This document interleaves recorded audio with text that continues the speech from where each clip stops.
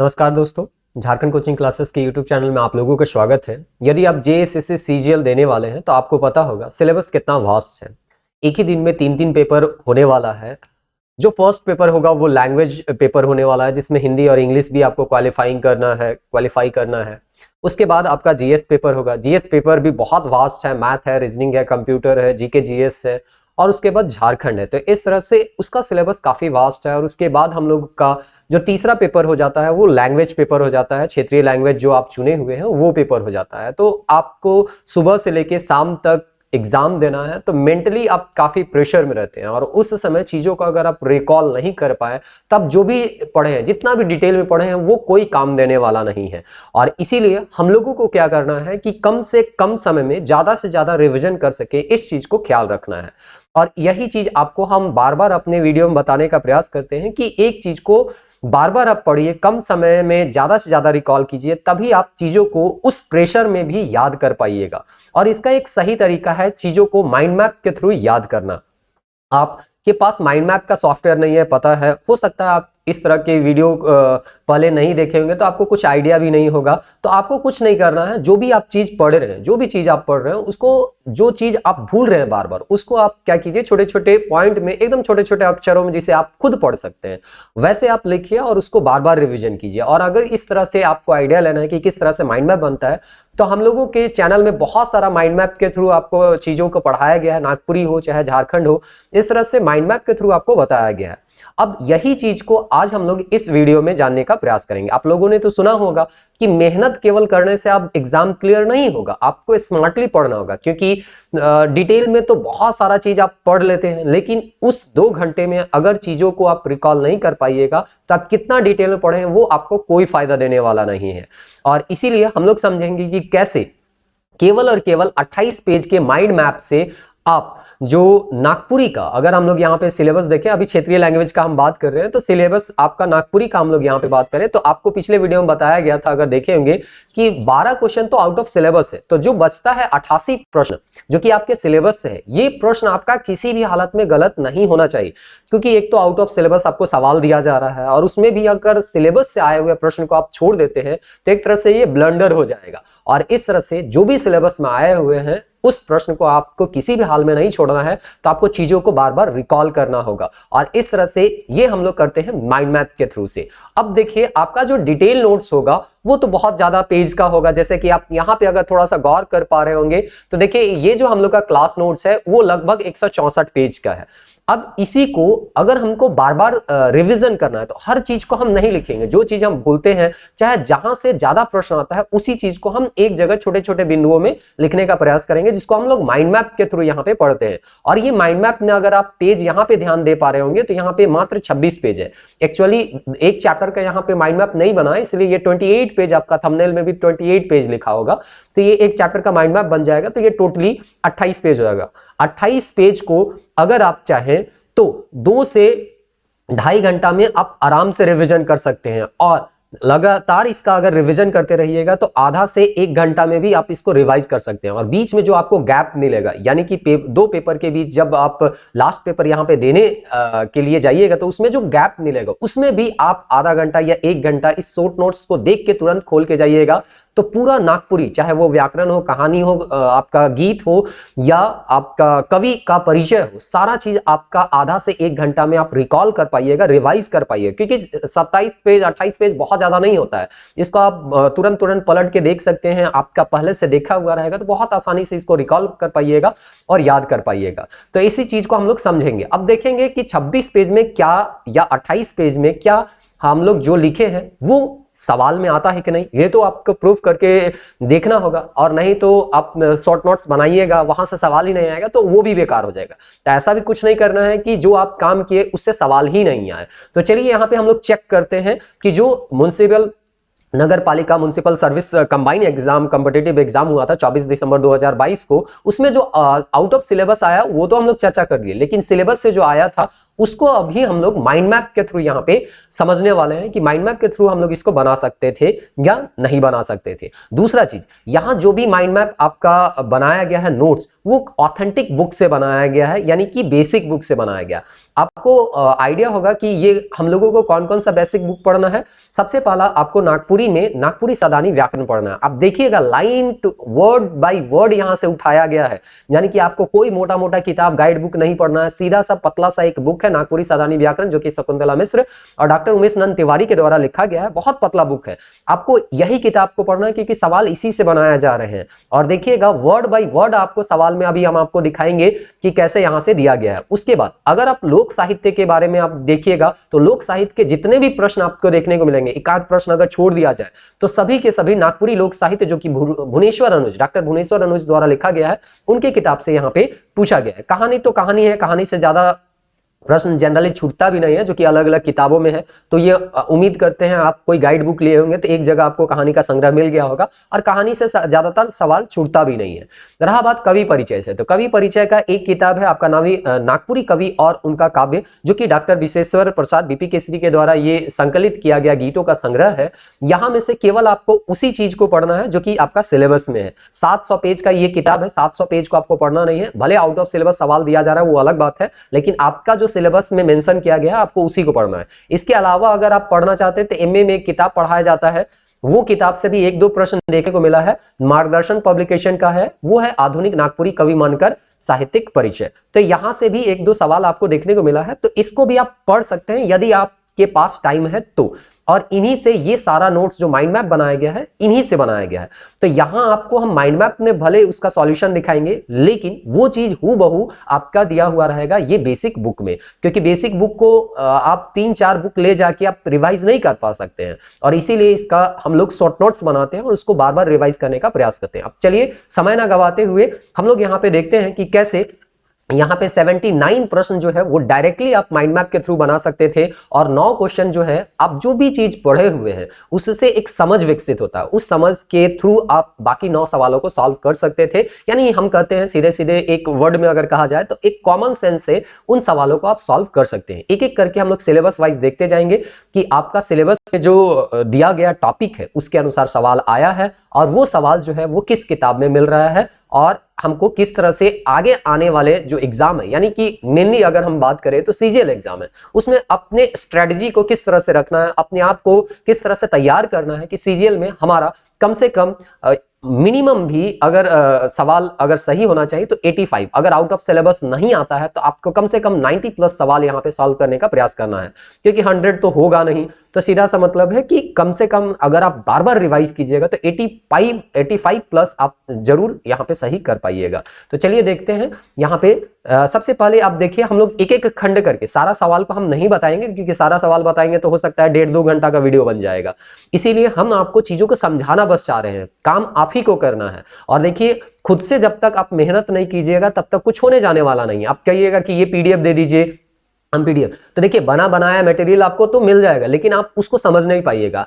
आपके पास जो नोट्स है उस पर आप विश्वास कीजिए और उसी नोट्स से आप ना शॉर्ट नोट्स बनाइए। आप एक छोटा सा कॉपी ले लीजिए और उस कॉपी में जो भी चीज आप भूल रहे हैं, वर्ण विचार के बारे में आपको लगता है कि आप इतना दिन से टेस्ट बना रहे होंगे या आप पढ़ रहे होंगे, तो आप देख रहे होंगे कि किस तरह के क्वेश्चन आते हैं, और उसी चीज को आप छोटे छोटे अक्षरों में वहां पे लिखिए और बार बार उसको रिवाइज कीजिए। जब तक खुद से मेहनत नहीं कीजिएगा तो दूसरा का बनाया हुआ से आपका बहुत ज्यादा फायदा होने वाला नहीं है। तो खुद के मेहनत पे विश्वास रखिए, और देखिए आपको कोई एक व्यक्ति जो है रास्ता ही दिखा सकता है, उस रास्ता में आप ही को चलना है, और चीजों को खरीदने बेचने इधर उधर पीडीएफ जमा करने में आप रहिएगा तो इसी सब में समय बीत जाएगा, और एग्जाम भी हो सकता है आपका उतना बेहतर ना जाए जितना आप सोच के गए होंगे। तो चलिए एक एक करके यहाँ पे देखते हैं कि सवाल किस तरह से पूछे गए हैं। तो सबसे पहला यहाँ पे आप देखिएगा, अगर जिनको सेट ए मिला होगा इनमें, उसका बहुत अच्छा था, क्योंकि पहला वर्ण विचार से संज्ञा मिला, सवाल मिला, फिर संज्ञा से मिला, फिर सर्वनाम से, लिंग से, मतलब जैसे यहाँ सिलेबस दिया गया है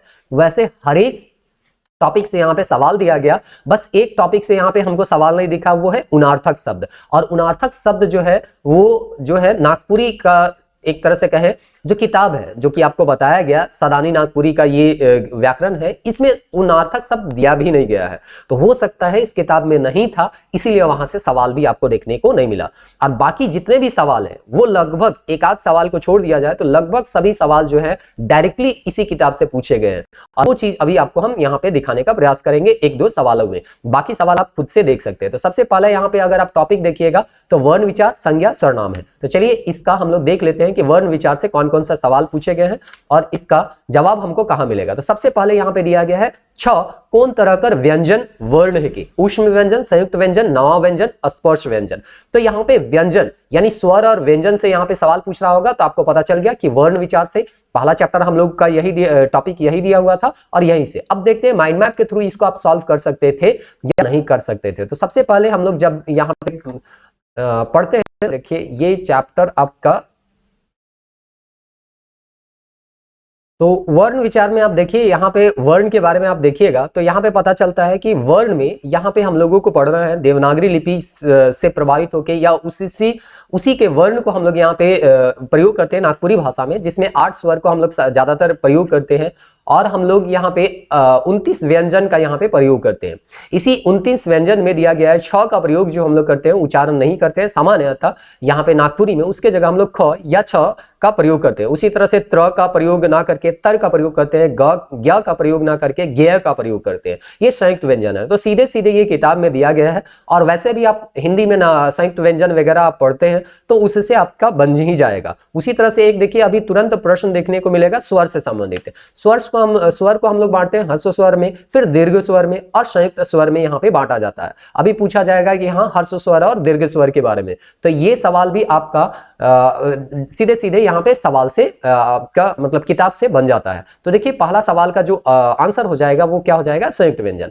फिर यहाँ पे दिया हर्ष वर्ण केकर विशेषता है के, तो हर्ष वर्ण जो है यहाँ पे हर्ष और दीर्घ जो है वो कहाँ पे आपको देखने को मिलेगा, ये स्वर में देखने को मिलेगा। नागपुरी में तो हर्ष और दीर्घ हम लोग ऐसे पढ़ते कुछ, सॉरी व्यंजन में तो हम लोग यहाँ पे हर्ष और दीर्घ ऐसा कुछ पढ़ते नहीं, हम हर्ष और दीर्घ हम लोग पढ़ते हैं वो स्वर में यहाँ पे पढ़ते हैं और इसीलिए इसका सही आंसर जो है हो जाएगा वो आपका स्वर हो जाएगा। तो इसी तरह से आप ढूंढिएगा, देखिए यहाँ पे लिखा है कोनो जिनिस ठाव भाव चाहे नाव कर बोध के का कहल जाएगा, तो इसको संज्ञा कहा जाता है। और ये चीज तो आप शॉर्ट नोट्स में लिखिएगा भी नहीं, क्योंकि संज्ञा का परिभाषा कौन नहीं जानता है। तो ऐसे बेसिक चीज को आपको शॉर्ट नोट्स में नहीं लिखना है जो कि आप कभी भी नहीं भूलिएगा। उस चीज को आपको नोट्स में इंक्लूड करना है जो कि आप बार बार भूल रहे हैं या भूलने का ज्यादा चांस है और उस चीज को आप रिकॉल नहीं कर पा रहे हैं, उसी चीज को आप शॉर्ट नोट्स में इंक्लूड कीजिए और ये आप ही बेहतर तरीके से जान पाइएगा कि आप किस चीज को भूल रहे हैं और किस चीज को नहीं भूल रहे हैं। इसीलिए कहा जा रहा है कि खुद से थोड़ा मेहनत कीजिए, खुद के मेहनत पे विश्वास रखिए तो आपको सफलता जरूर मिलेगा। अब देखिए यहाँ पे पूछा गया है आदमी देश दिशा कर नाव के का कहना, तो ये तो आदमी दिशा और देखिएगा तो ये हम लोग जानते हैं कि व्यक्तिवाचक यहाँ पे संज्ञा है। अब आपको देखिए प्रूफ के साथ यहाँ पे हम बताते हैं कि कैसे ये डायरेक्ट किताब से आपका पूछा गया है कि जो नागपुरी सदानी व्याकरण है वहीं से ये डायरेक्ट यहाँ पे पूछा गया है। देखिए यहाँ पे देख पा रहे होंगे, यहाँ पे आदमी है, दिशा है, देश है ना, उसके बाद नदी है, पहाड़ है, किताब है, दिन महीना है, ऐतिहासिक घटना है, पर्व का नाम है, ये सब जो होता है वो व्यक्तिवाचक संज्ञा के अंतर्गत यहाँ पे हम लोग उसको रखते हैं। देखिए यहाँ पे अगर आपका देखिए संज्ञा सबसे पहले वर्ण से पूछा, उसके बाद सेकंड सवाल कहाँ से पूछा जा रहा है, संज्ञा से। फिर आप देखिएगा नेक्स्ट सवाल जो आपको मिलेगा वो सर्वनाम से मिलेगा। इसीलिए बोला गया था सेट ए का जो क्वेश्चन जो जिनको मिला होगा उनके लिए ये काफी आसान हो गया होगा थोड़ा सा रिकॉल करना चीजों को। तो देखिए यहाँ पे व्यक्तिवाचक संज्ञा, देखिए यहाँ पे एग्जाम्पल को भी चेंज नहीं किया गया, आदमी दे दिया गया है, देश दिया है और दिशा दिया है और ये तीनों का तीनों एग्जाम्पल आपको किताब में देखने को मिलेगा, आदमी, देश और दिशा। इसीलिए कहा जा रहा है आप बेसिक बुक को पढ़िए, गाइड बुक के चक्कर में नहीं रहिए, बेसिक बुक को पढ़ के अपना शॉर्ट नोट्स खुद बनाइए और देखिए आपको जरूर इससे फायदा मिलेगा। इसी तरह से व्याकरण का ज्यादातर प्रश्न जो है आपका बन जाएगा, आप खुद से इसको ढूंढ सकते हैं और मेहनत कर सकते हैं। अगर आप चाहते हैं कि सारा का आंसर हम बता दें तो आप कमेंट कर सकते हैं, हम एक छोटा सा वीडियो बना के 20-25 मिनट का वीडियो बना के 100 क्वेश्चन का आंसर बता देंगे, क्योंकि अभी सबको एक्सप्लेनेशन के साथ या माइंड मैप में यहाँ पे आपको बताने के साथ अगर हम बताएं तो 1.5-2 घंटा का वीडियो बन जाएगा। तो चलिए अब हम लोग यहाँ व्याकरण देखने के बाद टोटल व्याकरण अगर आप देखिएगा तो टोटल 20 क्वेश्चन जो है वो व्याकरण से पूछे गए हैं।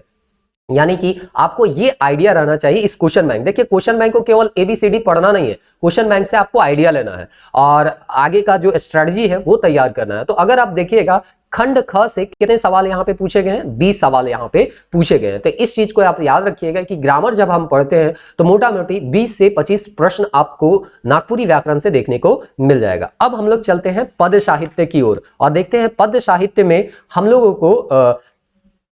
को जो है नोट से या जो बेसिक बुक है उसमें जवाब मिलता है कि नहीं। तो सबसे पहले यहाँ पे क्वेश्चन नंबर 21 की ओर देखते हैं और 21 में देखते हैं कि यहाँ पे कहाँ आपका ये सवाल पूछा गया है। क्या सवाल पूछा गया है? लोकगीतों का मूल जातीय संगीत में है, ये कौन विद्वान कर कहना है? तो केबी दास, वासुदेव शरण अग्रवाल, तेज नारायण लाल और देवेंद्र सत्यार्थी। तो इसका सही जवाब है देवेंद्र सत्यार्थी। और अगेन ये लोक साहित्य का जो डॉक्टर भुवनेश्वर अनुज का किताब है उसमें दिया गया है और इसको भी हम नोट्स में या माइंड मैप में जब पढ़ रहे थे तो उस समय यहाँ पे उसको इंक्लूड किया हुआ है। चलिए इसको दिखाते हैं कि कहाँ माइंड मैप में इसको इंक्लूड किया गया है।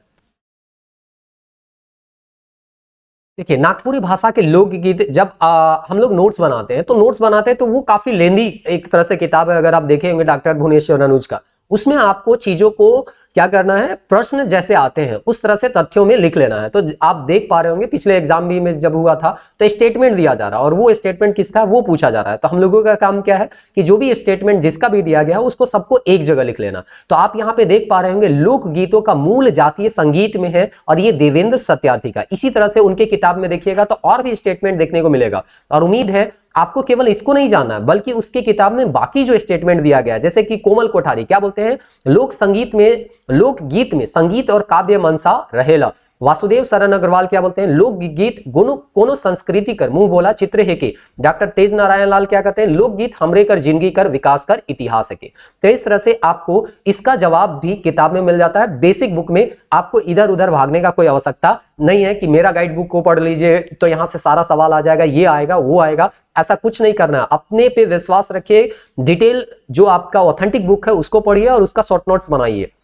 हाँ, अगर आप किसी का गाइड बुक पढ़ें तो ऐसा नहीं है कि आपको छोड़ देना, उसका गाइड बुक जो होगा वो उम्मीद करते हैं आप जो भी किताब पढ़ रहे होंगे वो 150 प्लस पेज का ही होगा। अब 150 प्लस पेज को तो आप आधा एक घंटा में रिवीजन नहीं कर सकते हैं, तो इसको आपको सीधा सीधा करना है। बार बार आपको कहा जा रहा है कि आप उन चीजों को छोटे छोटे अक्षरों में कॉपी में लिखिए जिस चीज को आप भूल जाते हैं और उसके बाद रिकॉल कीजिए। तो देखिए एग्जाम जब आप तीसरा पेपर दीजिएगा तो उसमें भी बीच में जो आधा घंटा या 45 मिनट का टाइम मिलेगा वहां पे भी आप चीजों को रिकॉल कर पाइएगा और एग्जाम हॉल में जाइएगा तो तुरंत जब चीजों को देखे हुए रहिएगा तो याद करने में आपको परेशानी नहीं होगा। और प्रेशर जब नहीं रहेगा तो आप चीजों को बहुत आसानी से बना पाइएगा और प्रेशर में आ जाइएगा तो जो चीज आपको याद है वो भी आप भूल जाइएगा।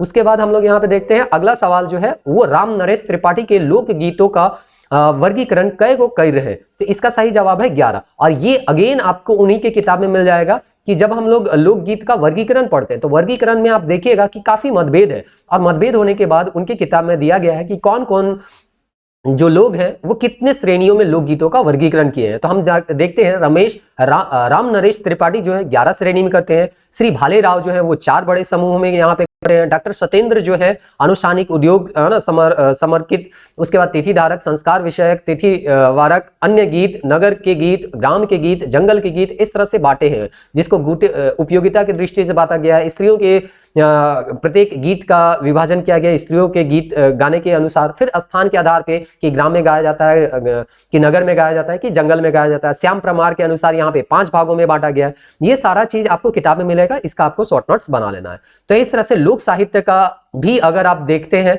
तो ये जो है लोक साहित्य का भी सारा प्रश्न आपको यहाँ पे भुवनेश्वर अनुज के किताब में मिल जाएगा। एक प्रश्न जो है हमको नहीं मिला, हो सकता है आप पढ़े होंगे तो हो सकता है ये मिला होगा देवठान का, तो इसीलिए हम लिखे थे 79 क्वेश्चन जो है आप डायरेक्टली सॉल्व कर सकते हैं और एक आध दो सवाल जो है कॉमन सेंस से आपको बनाना होगा। जैसे यहाँ पे बोलता है कि उठू उठू वासुदेव निंदिया पहर गेला जागू अब संसार माया जलक रेला। है ना, ई गीत में कौन परब बेराकर गावल जायला। तो यहाँ पे तुलसी पूजा, जितिया, देवठान और कर्मा। तो आप देखिए सबके बारे में दिया गया है आपका भुवनेश्वर अनुज में। अगर आप देखिएगा तुलसी पूजा में भी के बारे में दिया गया है, जितिया के बारे में भी, देवठान के बारे में भी और कर्मा के बारे में। तो देवठान में ये गीत नहीं लिखा हुआ है, लेकिन आप देवठान के बारे में जब पढ़िएगा तो देवठान में हम लोग क्या करते हैं, देवता को जगाने का काम करते हैं। और यहाँ पे देखिए जगाने के जैसा ही कुछ गीत लिखा हुआ है। तो इसीलिए बोला गया है कुछ सवाल जो है आप जो पढ़े हुए हैं उससे जो समझ विकसित होता है उस समझ के अनुसार यानी कॉमन सेंस के अनुसार बनाते हैं। और ये सवाल को आपको खुद से कॉमन सेंस के अनुसार ही बनाना था। तो ये आपको भुवनेश्वर अनुज के किताब से शायद हमसे अगर छूट गया होगा तो हो सकता है कि छूट गया होगा, और नहीं तो हम जो ढूंढे थे तो उसमें हमको नहीं मिला था। तो इस तरह से यहाँ पे देवठान वाला जो गीत था वो आपको भुवनेश्वर अनुज में नहीं मिलेगा। बाकी सारा का सारा चीज आपको भुवनेश्वर अनुज में मिल जाएगा। आजू तो करम राजा घरे दुआरे, कालू तो करम राजा कास नदी तीरे, इप कौन परम। तो ये तो कर्म से आपको डायरेक्ट पकड़ा जा रहा है। भुवनेश्वर अनुज का किताब पढ़ने का भी कोई जरूरी नहीं है। केकर लानी सेवली शिवा राइट रे केकर लागिन सेवली जय जगन्नाथ, अना लागिन धना लागिन सेलनी जय जगन्नाथ रे, पुत्री लागिन सेवली जय जगन्नाथ रे। तो इस तरह से ये सवाल भी का जवाब भी आपको भुवनेश्वर अनुज में मिल जाएगा। आप जितिया के बारे में पढ़े होंगे तो वहां पे आपको मिल जाएगा। अगर आप देखना चाहते हैं तो हम यहाँ पे तुरंत में देखते हैं, अगर मिलता है तो इसको हम तुरंत में आपको दिखाते हैं कि ये चीज आपका किताब में ही दिया हुआ है। ऐसा बिल्कुल नहीं है कि ये चीज हम लोग कहीं से जमा कर लिए हैं या ये चीज आपको ऑथेंटिक बुक में नहीं मिलेगा या किसी एक ही गाइड बुक में मिलेगा जो कि बेचा जा रहा है, वैसा नहीं है। देखिए आपको बोला गया था जितिया पर्व के बारे में दिया गया है, देवठान के बारे में दिया गया है। और इस तरह से यहाँ पे देखिए जितिया में ही दिया हुआ है केकर लागिन सेवली शिवा शिवा राइट रे, केकर लागिन सेवली जय जगन्नाथ रे, आना लागिन धना नेगिन, यहाँ सेवली जय जगन्नाथ रे, पुत्र लेगिन सेविली जय जगन्नाथ रे। तो इस तरह से आप जो है इसको बना सकते हैं। ये देखिए हम बोले थे कि यहाँ पे 28 पेज है और माइंड मैप में यहाँ पे 2 चैप्टर का हम नहीं बना, 1 चैप्टर का नहीं बना पाए। तो अभी माइंड मैप आपको बताया गया था 26 पेज का है और 1 चैप्टर जो है लोकगीत उसी का नहीं बनाया गया। ये जब बनाएंगे तो ये 28 पेज का हो जाएगा, इसीलिए हम थंबनेल में 28 पेज लिखे हुए हैं। तो ये जो है अभी नोट्स में को माइंड मैप में हम यहाँ पे कन्वर्ट नहीं किए हैं। तो इस तरह से आप जो है अब चीजों को जल्दी जल्दी कन्वर्ट कीजिए और अभी जो भी आपके पास जो भी 30 दिन बचा हुआ है उस 30 दिन को आप अगर सही तरीके से स्मार्ट तरीके से यूटिलाइज कीजिएगा तो आप देखिएगा कम से कम समय में ज्यादा से ज्यादा मार्क्स को आप प्राप्त कर सकते हैं, कम से कम समय में भी ज्यादा से ज्यादा रिविजन करके। चलिए अब हम लोग यहाँ पे जब ये देखते हैं कि यहाँ पे लोकगीत जब खत्म हो जाता है तब हम यहाँ पे अब दूसरे और आगे हम लोग चलते हैं, क्योंकि बाकी सब चीज आपको मिल जाएगा। एक और सवाल है जो कि आपको किताब में नहीं मिलेगा, देखिए भुवनेश्वर अनुज का, वो है घोघो रानी वाला। लेकिन घोघो रानी अगर आप नागपुरी समाज से हैं तो आपको अस्पष्ट पता चलता होगा कि ये बाल गीत है। जब हम लोग बच्चा थे तो इस तरह से बहुत सा गीत हम लोग गाते थे या सुने हुए होंगे आप लोग। तो ये भी कॉमन सेंस से बनाना था, डायरेक्ट आपको किताब में नहीं मिलेगा। उसके बाद जो है आप यहाँ पे देखिए साइकिल से ना जाबे फोलरा हवा लागेला, ये गीत भी आपको किताब में नहीं मिलेगा भुवनेश्वर अनुज में। हो सकता है देखिए हम बार बार बोल रहे हैं नहीं मिलेगा तो हम ढूंढे होंगे, उसके बाद हमको हो सकता है कि होगा और हम नहीं देख पाएंगे तो वो एक अलग बात है, लेकिन हम ढूंढे नहीं मिला है तो इसीलिए हम बोल रहे हैं कि उसकी किताब में नहीं दिया गया है। तो इस तरह से ये गीत जो है आप गाना सुने होंगे तो आप जरूर इसको जानते होंगे कि ये जो है एक साधारण गीत है। तो ये सब थोड़ा सा कॉमन सेंस से बनाना होगा, क्योंकि 100% तो कहीं कॉपी पेस्ट रहेगा नहीं।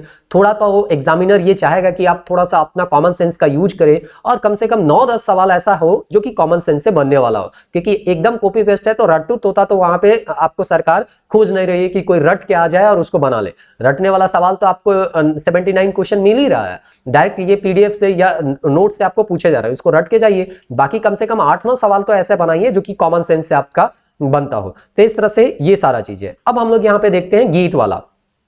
तो गीत वाला तो आपको सबका सब मिल जाएगा, ये बताने का कोई जरूरी नहीं है कि देखिए यहाँ पे आपका कहे नृप रघुनाथ दूती सुन दूती एक बात, लहर उठे खने खन, दुख दारुण है झूले सदाई कमल नयन। तो इसको दिखाने का कोई अति बात नहीं है कि रघुनाथ नृपति का गीत से यहाँ पे ऐसे भी रघुनाथ नाम यहाँ पकड़ा जा रहा था, तो आपको याद रहे चाहे नहीं रहे इससे आपका सवाल बन जाता।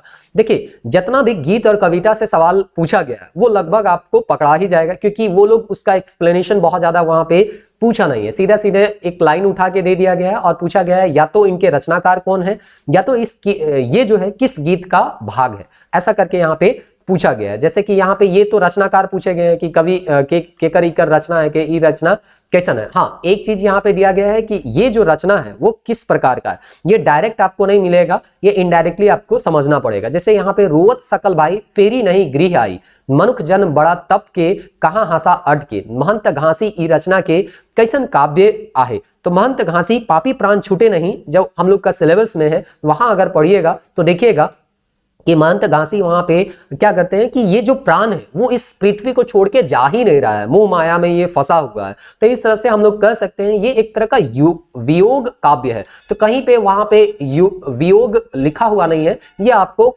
कविता को या गीत को पढ़ने के बाद समझ में आना चाहिए। और इसीलिए बोला गया कि कुछ ऐसे सवाल हैं जो कि कॉमन सेंस से आपको बनेंगे, और ये भी आपको माइंड मैप में देखने को मिल जाएगा, लेकिन हम यहाँ पे दिखा नहीं रहे क्योंकि यहाँ पे माइंड मैप ने यहाँ पे तो लिखा ही हुआ आपको क्या हो जाएगा, मिल जाएगा। यहाँ पे कोई अति नहीं है क्योंकि सीधे सीधे ये जो है आपका कविता से दिया हुआ है। देखिए यहाँ पे माइंड मैप में जैसे घासीराम का यहाँ पे दिया हुआ है, तो घासीराम के बारे में हम लोग क्या किए, यहाँ घासीराम का यहाँ पे ये जो है, सॉरी घासीराम का नहीं है, महंत घासी का, सॉरी महंत घासी का है। महंत घासी का पेज नंबर यहाँ पे देखते हैं कहाँ पे है महंत घासी, एक मिनट इसको हम लोग ढूंढते हैं महंत घासी, और यहाँ पे आपको मिल ही जाएगा किताब में, वैसा कोई अति नहीं है। देखिए महंत घासी इधर है, पापी प्राण छूटे नहीं। तो महंत घासी के बारे में भी थोड़ा बहुत जान लीजिए कि उनके बारे में जो जीवनी दिया गया है वो आप थोड़ा बहुत पढ़ सकते हैं। फिर यहाँ पे पापी प्राण छूटे नहीं, झट के कहाँ हंसा हट के, तो इसको पढ़ने के बाद आप एक निष्कर्ष निकाल सकते हैं कि ये वियोग गीत है, कि हमारा प्राण नहीं छूट रहा है, मोह माया में यहाँ पे हमारा प्राण लटका हुआ है। ये सब सारा चीज आपको यहाँ पे पता चलता है। तो ये भी आपको माइंड मैप में देखने को मिल जाएगा। इसी तरह का शॉर्ट नोट्स आप बना सकते हैं। देखिए कविता का शॉर्ट नोट्स तो क्या बनाइएगा, कविता आप छोटे छोटे अक्षरों में लिख लीजिएगा, क्योंकि कविता का सारा यहाँ पे कोई भी लाइन उठा के यहाँ पे पूछा जा रहा है। तो इन जनरल इसको आप बार बार रिविजन कीजिएगा, तो आपको कौन सा लाइन किस लेखक के द्वारा लिखा गया है या कवि के द्वारा लिखा गया है वो पता चल जाएगा। और ये है ना, ये किस कविता का अंश है या किस गीत का अंश है वो भी आपको पता चलेगा। तो इसके लिए कोई उपाय नहीं है, इसका कोई शॉर्ट नोट्स नहीं बनेगा। इसको सीधे सीधे आपको क्या कर देना है कि इसको उतार लेना और बार बार रिवीजन करना। इसलिए माइंड मैप में भी हम देखिए जितना भी कविता है उसको एक ही पेज में, ये मात्र एक पेज है, एक पेज में हम क्या किए हैं, 5 जो गीत है उसको कर दिए। तो यहाँ पे देखिए आपका टोटल 10 गीत है, और 10 गीत को मोटा मोटी 2 से 3 पेज में यहाँ पे हम क्या कर दिए हैं, खत्म कर दिए। तो इसी तरह से आपको भी दो छोटे छोटे अक्षरों में लिख लेना है और उसको बार बार रिकॉल करते रहना है। तो ये तो आपका हो गया गीत वाला। अब यहाँ पे गीत वाला जो आउट ऑफ सिलेबस है उसके बारे में अभी हम लोग यहाँ पे चर्चा नहीं करेंगे, क्योंकि उसका ऑलरेडी हम लोग चर्चा कर चुके हैं। तो आउट ऑफ सिलेबस के बारे में हम लोग यहाँ पे कोई चर्चा करने वाले यहाँ पे फिलहाल नहीं है। अब हम लोग यहाँ पे देखते हैं कि ये जो आपका नेक्स्ट हम लोग का जो सिलेबस है वो सिलेबस में हम लोग का कौन सा पोर्शन है उसको देख लेते हैं। तो देखिए यहाँ पे आपका पहला यहाँ पे पोर्शन हम लोग देख लिए। ये चलिए यहाँ पे थोड़ा सा इसको जूम करते हैं हम लोग। खंड ख हम लोग देख लिए। देखिए यहाँ पे खंड ख हम लोग यहाँ पे देख लिए। देखिए खंड ख में बीच बीच में आपका या कह सकते हैं थोड़ा बहुत यहाँ पे नागपुरी कवि का से भी यहाँ पे साहित्यिक निबंध जो दिया गया वहां से भी सवाल आपको देखने को मिल सकता है। लेकिन मोटा मोटी एक तरह से आप कहिएगा तो खंड ख में आपको लगभग 57 तक तो मिल ही जाएगा। उसके बाद यहाँ पे लगभग 67 तक यहाँ पे सवाल पूछा गया। अगर आप देखिएगा तो लगभग 67 तक सवाल पूछा गया। तो 20 सवाल आपका पूछा गया था व्याकरण से। 20 के बाद यहाँ पे अगर आप माइनस करते हैं तो 7 हो गया, और यहाँ 47 प्रश्न जो है आपका किससे पूछा गया है, आपका खंड ग से पूछा गया है। खंड ग से यहाँ पे पूछा गया है, सॉरी खंड ग यहाँ पे कहानी हो गया ना, नहीं सॉरी खंड ख से पूछा गया है 47 प्रश्न। तो इस तरह से यहाँ पे खंड ख से 47 प्रश्न पूछा गया है, यहाँ से 20 प्रश्न पूछा गया है। टोटल अभी जोड़ के हो जाता है 67 प्रश्न। अब बाकी प्रश्न जो यहाँ पे आपको देखने को मिलेंगे वो आपका गद्य साहित्य से देखने को मिलेगा। यानी कि यहाँ पे टोटल यहाँ पे हम लोग देख लिए 67 है, तो यहाँ पे आपका लगभग जो हो जाएगा वो 33 प्रश्न हो जाएगा। तो 33 प्रश्न जो है खंड ग से देखने को मिलेगा। तो एक आइडिया भी आ जा रहा है किस खंड से कितना सवाल आपको पूछा जा रहा है। तो चलिए अब हम लोग यहाँ ये देखने के बाद कि यहाँ तो सीधे सीधे आपको मिल जा रहा है, कविता आप पढ़िए और उसके बाद आंसर मिल जाएगा। अब हम लोग ये देखते हैं कि कैसे कहानी का हम लोग अगर हम समरी बनाते हैं तो वहां से भी हम लोगों का सवाल आ सकता है। और यहाँ का कहानी आपका हमारे चैनल में दिया गया है, प्लेलिस्ट में आप जाके देखिए, बिंजिया तक हम लोग कंप्लीट कर चुके हैं और माइंड मैप के थ्रू आपको बताया गया। यहाँ पे डिटेल कहानी पढ़ के लास्ट में माइंड मैप बताया गया है और एक चकता रौद और बिंजिया से डायरेक्ट माइंड मैप के थ्रू ही आपको समझाने का प्रयास किया गया है। तो इनका प्रश्न को अब हम लोग देखते हैं कि यहाँ से सवाल जो माइंड मैप हम लोग बनाते हैं वहां से सॉल्व हो सकता है या नहीं हो सकता है। तो चलिए देखते हैं क्वेश्चन नंबर 68।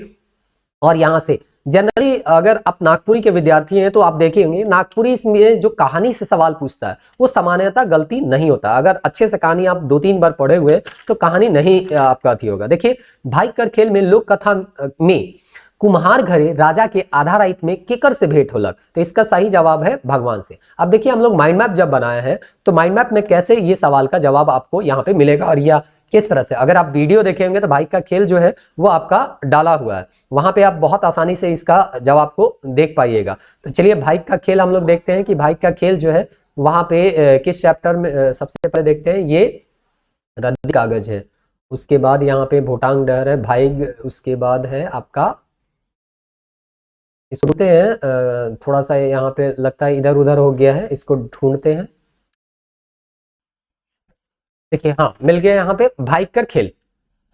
भाईकर खेल में यहाँ पे देखिएगा तो हम लोग यहाँ पे पढ़ते हैं कि राजा जो था वो अपने कर्तव्य पे विश्वास करता था, भाग पर नहीं करता था, प्रजा का सुख सच के देखने के लिए वो क्या करता है, देखे ले उस शिकार खेलने के बहाना से क्या हो जाता है, जंगल तरफ निकल जाता है। जंगल में बाघ के देख के सब सिपाही मन भाग गेल, घुरे पर एगो गांव में वो क्या होलक गेलक और कुम्हार मन जहां रहत रहे। तो यहाँ पे उसका कुम्हार के घर में क्या हो रहा था, छठी हो रहा था। फिर उसको सोने के लिए जो ढाबा में देता है फाटल पटिया और डिसाइल दे और तलवार लेके वो का होलक जब वहां पे सोया हुआ था। तो देखिए, ये शॉर्ट नोट्स है इसलिए कहानी को थोड़ा समझना होगा।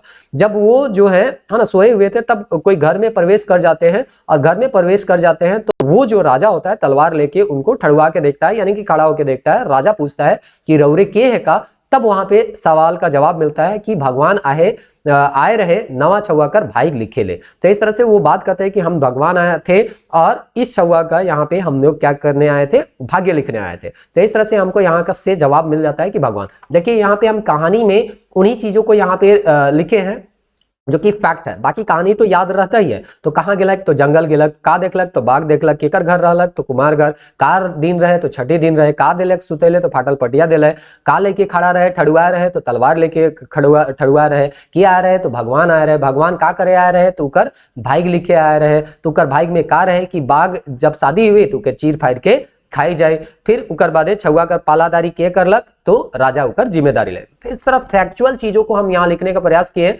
आप भी इसी तरह से कहानियों को लिख सकते हैं। अगर जानना है कि किस तरह से है तो हमारे प्लेलिस्ट में इसका पूरा वीडियो अवेलेबल है, आप उसको जाके देख सकते हैं।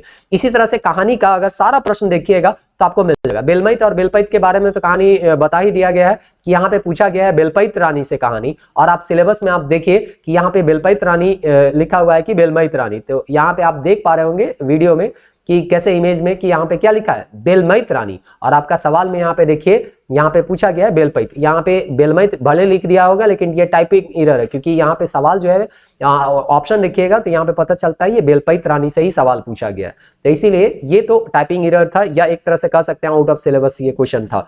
और इस तरह से इसका भी जवाब हम लोगों को माइंड मैप के थ्रू या कहानी पढ़ने से ये मिल जाता है। तो इसी तरह का शॉर्ट नोट्स आपको भी पढ़ना है और बनाना है। अब देखिए, यहाँ पे कहानी से जो आया वो लगभग कितना प्रश्न आया, 85 प्रश्न यहाँ पे देखने को मिलता है। 85 प्लस तक यहाँ पे कहानी देखने को मिला, यानी कि इस कहानी से आपको टोटल क्वेश्चन कितना मिला, 67 से यहाँ पे 85 तक मिला, यानी कि इधर 3 हो गया और उधर 5 8 हो गया, यानी 18 प्रश्न आपको कहानी से देखने को मिलेंगे। तो इस तरह से यहाँ पे टोटल 8 टॉपिक है शिष्ट कथा के और आपके नागपुरी लोक कथा के 18 टॉपिक हैं, और सवाल भी आपको कितना देखने को मिला, 18 मिला। तो इस तरह से यहाँ पे 18 सवाल था और 18 टॉपिक। यही सब चीजों को आपको ध्यान में रखना है। केवल सवाल का ABCD जानने के लिए तो आप ठीक है उसको भी जानना जरूरी है, लेकिन आपको ये भी जानना है कि किस टॉपिक से कितने सवाल आ रहे हैं, कैसे हमको पढ़ना है, कैसे नहीं करना है। ये सब सारा चीज को आपको करना होगा, तभी एक तरह से आप चीजों को एनालाइज कर रहे हैं। और नहीं तो फिर तो ABCD में रटते जाइएगा और उससे आपको कुछ फायदा होने वाला नहीं है। बस 100 गो का क्वेश्चन का आप आंसर जानिएगा, इससे आपको आपका कोई स्ट्रेटजी बदलने वाला है नहीं। अब देखिए यहाँ पे नागपुरी कवि परिचय से पूछा गया है। 1960 में नागपुरी भाषा परिषद का स्थापना करवाया के, तो ये आपको पता होगा प्रफुल्ल कुमार राय इसका स्थापना करवाए। और इसका भी शॉर्ट नोट्स अगर आप देखिएगा तो इससे भी आपका शॉर्ट नोट्स बनाया गया है और यहाँ पे भी आपको स्पष्ट किताब में ही देखने को मिलेगा। और इसको चलिए हम लोग माइंड मैप में देखते हैं कि कहाँ पे ये दिया गया है।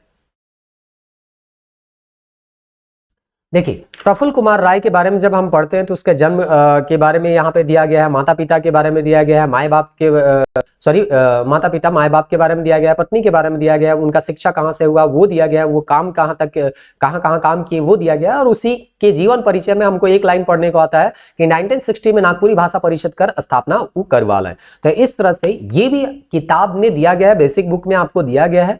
और इस तरह से बेसिक बुक की सहायता से आप बना सकते हैं। जो आपको शुरुआत में बताया गया था मार्गदर्शन, आप वीडियो को शुरू करके देख सकते हैं। आपको जो जो बुक बताया गया उसी बुक से ये बनाया गया नोट्स है और आपको इसी तरह से बनाना है। देखिए वहां लेनी थोड़ा सा डिटेल में दिया है, लेकिन आप चीजों को एकदम फैक्चुअल लिखिए जहां से सवाल आ सकता है और उसी तरह से उसी फैक्ट को आप बार बार रिवाइज कीजिए, तो देखिएगा आपका बहुत आसानी से चीजों को रिकॉल कर पाइएगा और एग्जाम में ज्यादा से ज्यादा प्रश्न आप बना के वहां पे आइएगा। इसी तरह से जितना भी यहाँ देखिए आपका दिया गया है, शंकर गोटेक जिंदगी को नागपुरी साहित्यकार कर लिखला है प्रफुल्ल कुमार राय, ये भी आपको वहीं से है। तो देख रहे हैं ना, प्रफुल्ल कुमार राय से दो सवाल यहाँ पे आपका पूछा गया है। देखिए शंकर गोटेक जिंदगी यहाँ पे इनका उपन्यास है जो कि छपा नहीं है, और ये भी किनका है तो प्रफुल्ल कुमार राय का। और ये भी उन्हीं के किताब जो बेसिक बुक है उसी में दिया गया है और उसी से जो हम लोग नोट्स बनाए हैं वहां पे हमको ये सब सारा चीज पढ़ने को मिलता है। तो उम्मीद करते हैं कि ये सवाल का जवाब भी यानी कि आपका साहित्यिक निबंध को भी आप अच्छे से बेसिक बुक से नोट्स बनाइएगा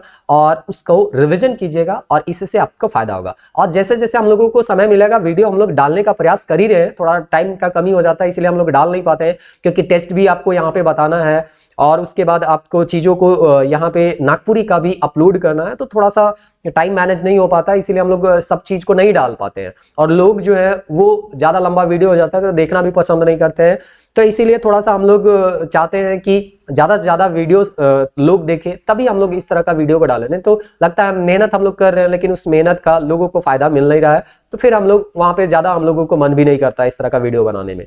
चलिए अब हम लोग देखते हैं साहित्यिक निबंध से कितना प्रश्न पूछा गया है। तो अगर आप साहित्यिक निबंध से देखिएगा तो 97 तक यहाँ पे सवाल पूछा गया, यानी 85 से 97 तक अगर आप देखिएगा तो यहाँ पे टोटल कितना हो गया आपका 5 और इधर 7 हो जाएगा आपका टोटल 12 सवाल। तो 12 सवाल यहाँ पे 8 टॉपिक से 12 सवाल यहाँ पे पूछे गए हैं, तो इसीलिए और बाकी जो यहाँ पे 3 सवाल यहाँ पे बच जाता है, वो 3 सवाल जो यहाँ पे है वो ठाकुर विश्वनाथ शाही का जो नाटक है उनसे से पूछा गया। और ये भी बहुत आसान है, अगर आप इतिहास पढ़े होंगे तो वो आप जान जाइएगा। देखिए यहाँ पे ठाकुर विश्वनाथ शाही का मूल लेखक के हैं प्रफुल्ल कुमार राय, जैसे आप पढ़िएगा किताब वैसे ही वहां पे लिखा हुआ है। चलिए इसको भी देखिए, आपको हम बताते हैं कि कैसे एक ही पेज में हम पूरा नाटक को यहाँ पे लिखे हुए हैं और इस तरह से रिवाइज करते हैं हम लोग इसको।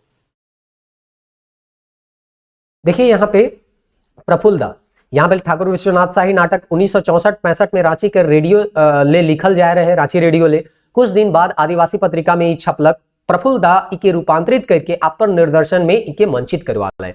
सवाल यही पूछा गया था, नागपुरी नाटक ठाकुर विश्वनाथ शाही कर मूल लेखक के है के, तो ये प्रफुल्ल कुमार राय हो जाएगा। ये लाइन से हम लोगों को पता चल जाता है। तो इस तरह से यहाँ पे देखिए पूरा नाटक को एक ही पेज में हम यहाँ पे इंक्लूड किए हैं और लगभग एक ही पेज में आपको यहाँ पे सारा नाटक का जो सार है वो मिल जाएगा। 3-4 पेज आप देखिएगा, एक की पूरा किताब ही है पूरा नाटक का, लेकिन आपको चीजों को वही उसी चीज को बार बार रिकॉल करना है जहां से सवाल बनने के चांस है, और इसी चीज को हम लोग यहाँ पे याद करने का प्रयास करते हैं। तो नाटक से देखिएगा तो यहाँ पे ठाकुर विश्वनाथ शाही में मुख्य गद्दार कौन है, तो आप ऐसे भी इतिहास में जानेंगे, जो पिठोरिया मार्ग से आपका डाल्टन को यहाँ से निकाल देता है रांची से, वही जगत पाल है, इसको भी आप पढ़िएगा मिल जाएगा। और कमिश्नर डाल्टन के तो पूरा कहानी है, नाटक में पढ़िएगा तो इसका बहुत जगह जिक्र है, तो ये तो आपको आराम से मिल ही जाएगा। माइंड मैप में दिखाने का कोई जरूरी नहीं है, वैसे हम दिखा सकते हैं, लेकिन यहाँ पे आपको बहुत ज्यादा जरूरी नहीं है, पूरा कहानी में या एक तरह से कहिए नाटक में छाया हुआ है। देखिए यहाँ पर गणित आपको थोड़ा सा यहाँ पे जूम करने में दिक्कत हो रहा है, देखते हैं लास्ट अब हो ही गया वीडियो का, थोड़ा सा यहाँ पे दिक्कत है। यहाँ पे लिखा हुआ है, आपको नहीं है, यहाँ पे मिल जाएगा, है ना। और यहाँ पे डाल्टन में मिल जाएगा, यहाँ जूम होने में थोड़ा सा दिक्कत हो रहा है, लास्ट टाइम हो भी गया है, चलिए छोड़िए उसको। हम लोगों को अब जाना है उसको देखिए, यहाँ से 3 सवाल आपका यहाँ पे पूछा गया है। तो अब चलिए इसको समराइज करते हैं और आपको पढ़ना क्या है उसको थोड़ा और भी हम लोग यहाँ पे समझते हैं। सबसे पहले यहाँ पे हम लोग देखे थे नागपुरी। नागपुरी में आपको 20 सवाल यहाँ पे मिल जाएंगे। टॉपिक कितने हैं तो आपका है 1 2 3 4 5 6 7 8 9 10 11 12 13 और यहाँ पे हो जाएगा आपका 14। तो लगभग 14 से 15 टॉपिक आपको ग्रामर में देखने को मिल जाएंगे और उसे 20 आपको देखने को मिल रहे हैं।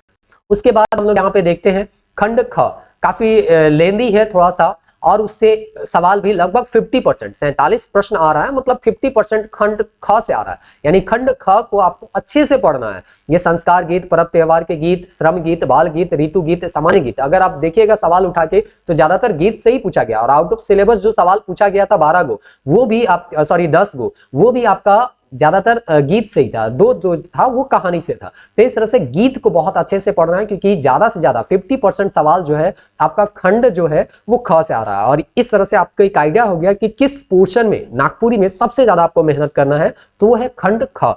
तो देखिए इक्वली तो सब में मेहनत करना है, लेकिन आपको एक तरह से आइडिया हो रहा है कि खंड ख एक ऐसा पोर्शन है जो कि आधा 50% सवाल इसी से आ रहा है, तो आपको ज्यादा टाइम जो है इसी में देना है। उसके बाद हम लोग यहाँ पे देखते हैं खंड ग में। तो खंड ग में हम लोग को 33 सवाल यहाँ पे पूछा गया है, जिसमें 18 सवाल जो है वो आपका लोक कथा और शिष्ट कथा से यहाँ पे पूछा गया है। तो यहाँ पे 18 टॉपिक ही, यानी एक कहानी से मात्र कितने सवाल बन रहे हैं, मोटा मोटी ऑन एन एवरेज एक ही सवाल यहाँ पे बन रहा है, क्योंकि 18 कहानी है और 18 प्रश्न भी आपको देखने को मिल रहा है। उसके बाद यहाँ पे हम लोग देखते हैं कि टोटल जो है यहाँ पे नागपुरी ये जो है कवि परिचय से कितने प्रश्न देखने को मिल रहे हैं, 12, और 3 प्रश्न हमको देखने को मिले हैं नाटक से। यानी नाटक आप पढ़िएगा तो आपको 3 सवाल यहाँ पे देखने को मिल जाएगा। तो इस तरह से अपने आप को थोड़ा सा पढ़ने, अपने जो पढ़ने का तरीका है उसको